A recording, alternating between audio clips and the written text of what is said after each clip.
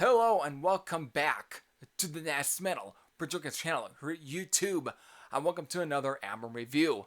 Since today is the day that Testament released their 13th studio album titled Titans of Creation, which of course was released through Nuclear Blast Records.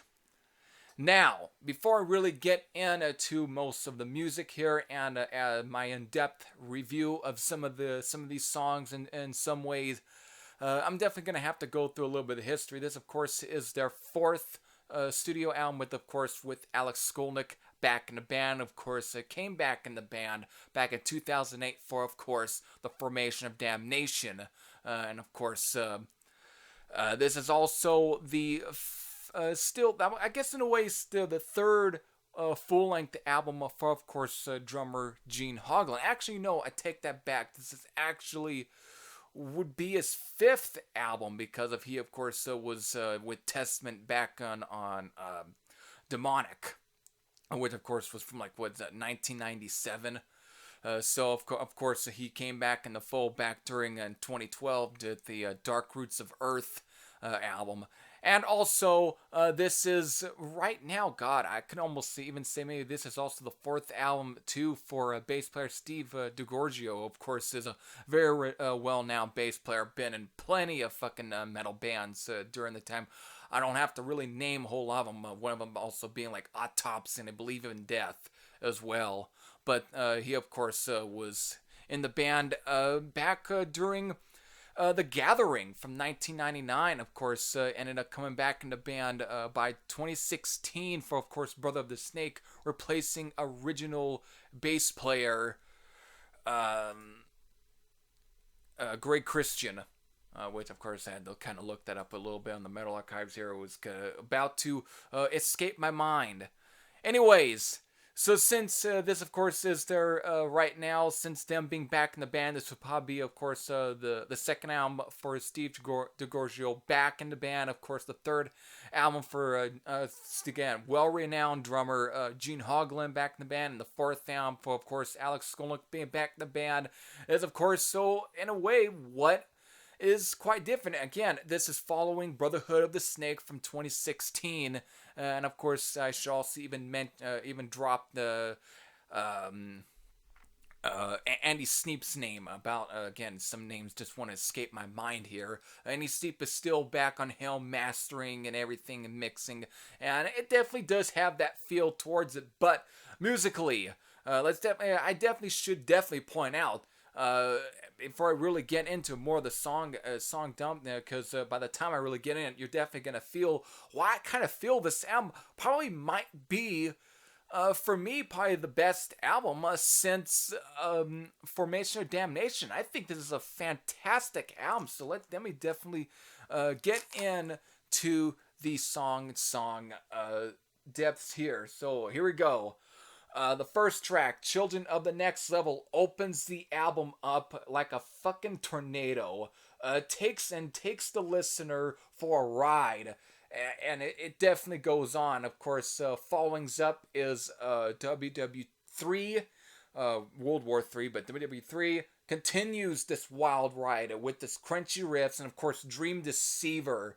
This song here is so good, it has enough hooks to reel in a 25-foot great white. It's just a fucking catchy, head-banging track, and it's definitely one of my personal favorites off this album. And of course, following it is Night of the Witch, which of course it was the first song to be released to promote the album, one of the first singles, with of course Children of the Next Level being the second lead single for this album.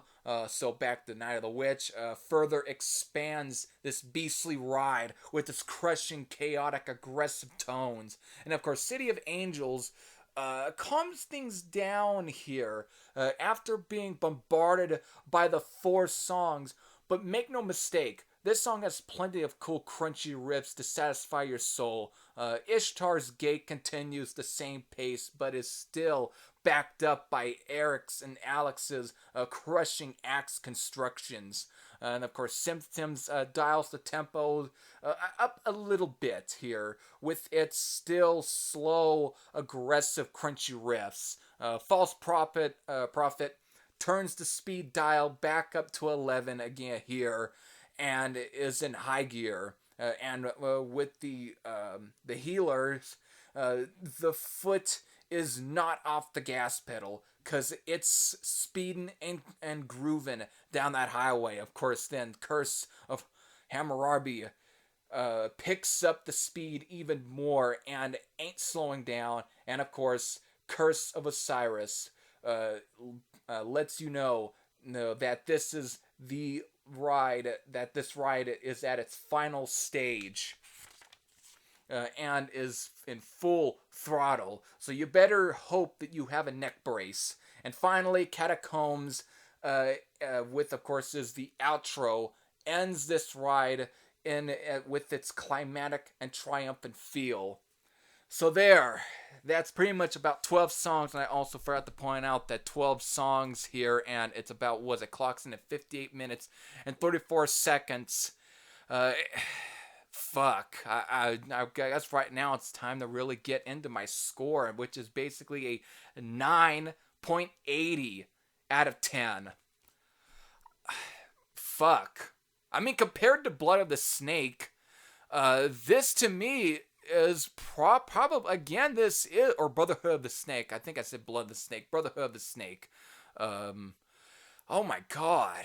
This is just a fantastic album from beginning. I would say this definitely is, even though I didn't mind Brotherhood of the Snake, this to me is by far probably the best album from me since probably albums like Formation and Damnation and Dark Roots of Earth. I know you probably would expect me to say maybe albums like classics like The Legacy or The New Order, or in some cases maybe Practice What You Preach, but I mean, I know some will probably will go. I mean, I could go as far as put that this album up maybe next to albums like that. But fuck, with Alex Skolnick and Eric Peterson, who definitely just sound in tip-top shape on the sound. They're able to really come up with some really great thrashy compositions, and are able to come up with a lot of great moods and just great constructions here. And of course, Chuck Billy just sounds as good as he probably ever did back in the 1980s. He just sounds fantastic on the sound. And of course, I don't have to really make any more exceptions for like Gene Hoglan or Steve DiGiorgio, who definitely really add even more to some of the sound. They're able to really stretch their stuff with the sound. They're able to really stretch a lot of their just their musicianship and the whole feel and everything. They're able to really just add quite a bit to this album. And Gene Hoglan, again, he just sounds just as probably the most consistent drummer here, and pretty much within metal here. He is just one of the most consistent drummers, and he definitely shows that on this album. He is just fantastic. Some may say he's doing nothing different on the sound, but he's been drumming for at least since the 1980s, probably since Dark Angel on Darkness Descends, and from like 1986 to now, he just sounds like he really hasn't lost a beat. He is just fantastic, and again, if you look at the bands that he was in and the discography, that track record definitely shows. And of course, same goes for, of course, bass player Steve DiGiorgio, who, of course, again, it definitely is a great bass player to fill in, of course, Greg Christian's shoes, because he is, again, another great bass player that definitely deserves a lot of the respect that he definitely needs and deserves. He definitely deserves a lot of that. And again, every one of them, they're just in fucking great shape here, and they just pull out one great thrash metal album. I would say this is definitely some of Testament's finest albums. I definitely would put as far as when it comes to thrash metal bands these days, from the, again, classic thrash metal bands, I'll say Testament along with Overkill, and some will even throw in Death Angel, is probably one of the most consistent and overall straight up thrash metal bands. They are just, they do not miss a beat. They some may not care for some certain albums within their discovery, but you cannot say that they ever made an album that was that they aren't consistent. You really can't say anything about that. You really can't. These two bands are definite, or three bands are definitely bands that definitely is still the oil is still left in the tank and everything. It's definitely a well-oiled machine. And of course, for Testament, as far as the breaks that they've taken, may not seem like they are a well-oiled machine when it comes to very, very working class and staying together. But when you listen to this album, you barely forget that they ever had any breaks, because they just sound fucking great on the sound. They definitely sound like they are still that they are still fucking and everything. It's just fantastic. So with that, this is definitely a solid album from them. Definitely, for me, one of the best albums that they've done in quite a while here. So with that, I know all of you will probably rush down and grab a copy. I know even during the whole times right now, you've still found a way to probably go out into your fucking local record store. Even during this pandemic, you probably found a way to rush out towards it.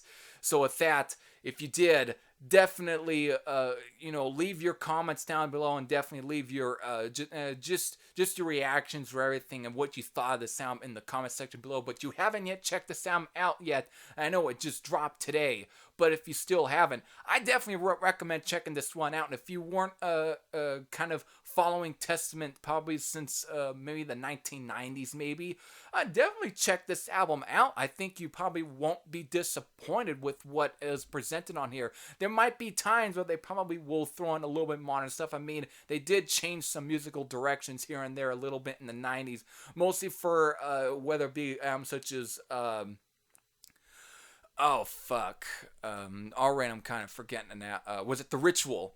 And of course, Low, and of course then getting into albums like Demonic and The Gathering, which kind of showed even more them kind of towards the a little bit of the extreme metal genre.